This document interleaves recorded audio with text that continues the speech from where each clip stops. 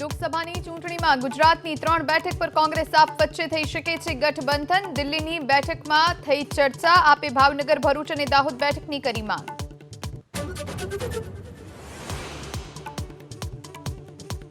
પ્રધાનમંત્રી મોદી 22 ફેબ્રુઆરીથી 2 દિવસ ગુજરાતના પ્રવાસે. રાજકોટ એમ્સ અને ઓખા બેટ દ્વારકા સિગ્નેચર બ્રિજનું કરી શકે છે લોકાર્પણ. વિસનગરના કાર્યક્રમમાં રહેશે ઉપસ્થિત.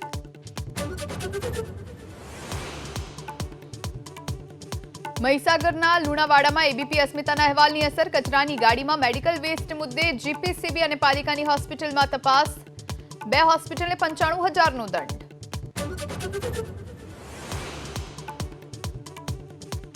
ખેડાના નડિયાદમાં એસીબીની સફળ ટ્રેપ. 25,000ની લાંચ લેતા કોન્સ્ટેબલ ઝડપાયો. ફરિયાદીની પત્નીને હાજર રહી રિમાન્ડ નહીં કરવા લાંચ માંગી હોવાનો ખુલાસો.